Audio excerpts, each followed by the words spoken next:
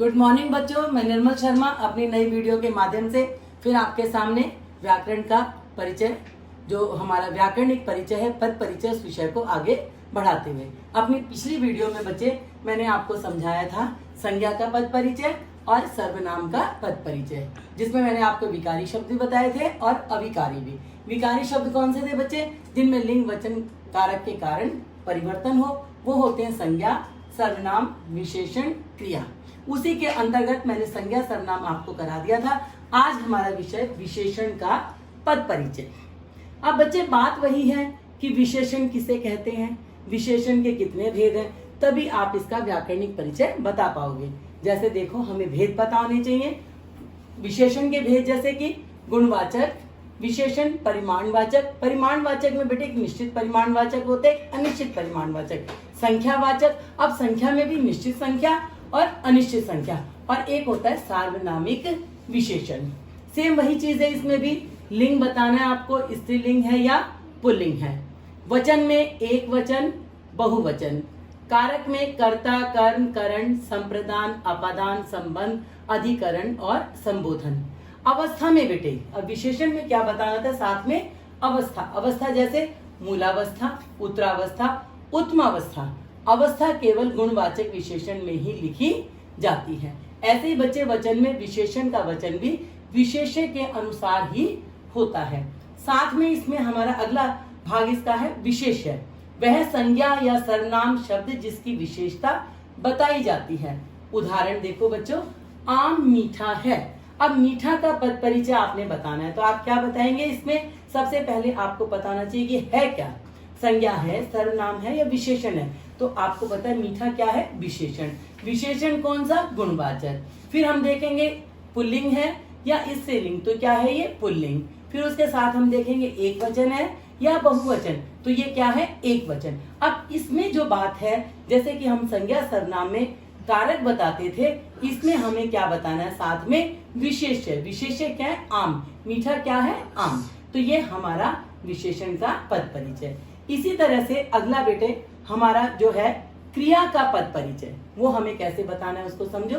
वही बात है, भेद बताने हैं, अकर्मक क्रिया और या सकर्मक क्रिया, लिंग, वचन और काल, साथ में वाच्य और संबंध। अब देखो, भेद तो आपको, क्रिया कैसी है? जिस क्रिया में कर्म की अपेक्षा हो, सकर्मक क्रिया, और जिसमें कर्म ना हो, अकर्मक क्रिया। लिंग, स्त्रीलिंग और पुल्लिंग वही चीज है। वचन, एक वचन, बहुवचन, आपको जानकारी है। काल, काल में क्या है बेटे? वर्तमान काल, भूतकाल और भविष्यत काल।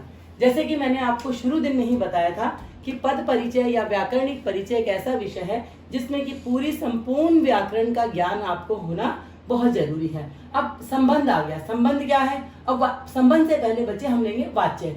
वाच्य जैसे कृतवाच्य, कर्मवाच्य और भाववाच्य। फिर संबंध, किस कर्ता की क्रिया, क्रिया किस कर्ता की। जैसे अब एग्जाम्पल देखो इसका, मोहन पत्र लिखता है। लिखता है का हमने पद परिचय बताना है। सबसे पहले तो हमें पहचान होनी चाहिए कि सकर्मक क्रिया है या अकर्मक क्रिया।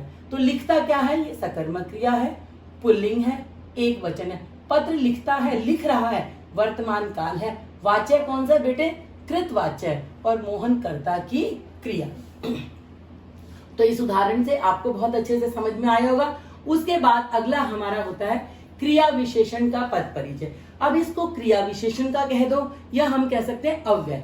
अव्यय में हमारे चार भाग होते हैं, क्रिया विशेषण, समुच्चय बोधक, संबंध बोधक और विस्मयादि बोधक। जैसे देखो, क्रिया विशेषण, सबसे बड़ी बात तो ये अव्यय है। अव्यय है तो इनमें लिंग, वचन, कारक हमें कुछ नहीं बताना होता, हमें सिर्फ अव्यय, अव्यय का प्रकार और उसका भाव बताना है। जैसे देखो बेटे, क्रिया विशेषण में भेद है कालवाचक, स्थानवाचक, परिमाणवाचक और रीतिवाचक। विशेष क्रिया, जिस क्रिया की विशेषता बताई गई हो उसके बारे में निर्देश। अब जैसे उदाहरण देखो बच्चे, सोहन धीरे धीरे चलता है। अब धीरे धीरे का पद परिचय बताना है, तो रीतिवाचक क्रिया विशेषण, विशेष क्रिया क्या है? चलता है। अब बच्चे सबसे बड़ी बात, मोटी बात हम क्या समझेंगे कि इनमें लिंग, वचन, कारक के कारण कोई विकार नहीं आता, तो हमें लिंग, वचन, कारक या काल कुछ नहीं लिखना होता। साथ ही साथ आप अपने तरीके से भी करके देख सकते हो। क्या धीरे धीरे का आप लिंग बदल सकते हो? धीरे धीरे नहीं कर सकते ना, आप धीरे धीरे कर, तो ये क्या है? हमारा अव्यय। क्लियर बच्चे। इसी के बाद अगला विषय हमारा है संबंध बोधक का पद परिचय। क्रिया विशेषणात्मक, कारणात्मक, संप्रदानात्मक, व्यापकता बोधक, संगति बोधक, अतिरिक्त बोधक, तुलनात्मक, विकलात्मक, प्रतीकात्मक बोधक, संबंधात्मक। ध्यान रहे संबंध बोधक के पद परिचय में संबंध बोधक तथा उनके संबंधी शब्द बताने चाहिए। अब इसमें कुछ भी मुश्किल नहीं होता बेटा। जैसे क्या होता है, सोहन मोहन से धीरे चलता है, सोहन मोहन से धीरे चलता है। इसमें क्या है, ये हमारा अव्यय है। अब अव्यय को हम कैसे समझेंगे बच्चे, जैसे अब इसका एग्जाम्पल देखो आप, हमारे विद्यालय के पीछे खेल का मैदान है। के पीछे संबंध बोधक अव्यय कौन सा है, स्थान के पीछे। सबसे बड़ी बात है बेटे, इसको समझोगे तो के आगे, के पीछे, के निकट। मैं कहती हूँ मेरा घर स्कूल के निकट है, मेरा घर स्कूल के पास है, बालक चांद की ओर देख रहा है। तो ये का, के, की जो भी हमारे यहाँ संबंध बोधक अव्यय के विभक्ति, वो हमारा संबंध बोधक अव्यय होता है। इसके बाद बेटा हमारा है समुच्चय बोधक अव्यय का पद परिचय। इसमें भेद क्या है, समानाधिकरण और व्याधिकरण, संयुक्त शब्दों, वाक्यांशों तथा वाक्यों का उल्लेख। जैसे बादल उमड़े और वर्षा होने लगी। अब इसमें और क्या है, और का पद परिचय क्या होगा कि सबसे पहले हम लिखेंगे अव्यय। अव्यय है तो कौन सा है, समुच्चय बोधक। और समुच्चय बोधक कौन सा है, समानाधिकरण। बादल उमड़े और वर्षा होने लगी वाक्यों में मेल का उल्लेख कर रहा है, दोनों चीजें जुड़ी हुई हैं, समान है, तो इसको समानाधिकरण कहा जाता है। अब अगले में देखो बच्चे, सभी लड़कियां खेलती हैं जबकि रमा पढ़ती है। जबकि क्या है, समुच्चय बोधक अव्यय। व्याधिकरण योजक, सभी लड़कियां खेलती हैं जबकि रमा पढ़ती है, दो वाक्यों से मिला बना है।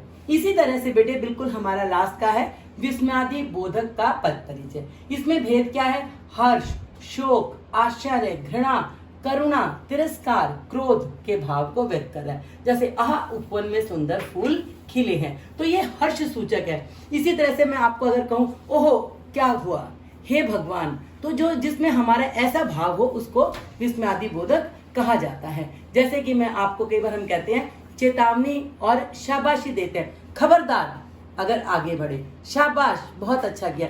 ऐसे शब्दों के पीछे भी अगर विस्मयादि आश्चर्य सूचक चिन्ह होता है तो वो हमारा जो विस्मयादि बोधक अव्यय होता है। बच्चे आज मैंने सारा आपको ये समझाया है, ये मैं पीडीएफ में भी आपको दूंगी। आप सभी बच्चे इसको समझकर ऐसे ही बिल्कुल अपनी नोटबुक में भी इस काम को करेंगे और कल इससे आगे हम इसका अभ्यास करेंगे। आज के लिए इस वीडियो में इतना ही। कल अपनी नई वीडियो के साथ आपसे फिर मिलूंगी। धन्यवाद।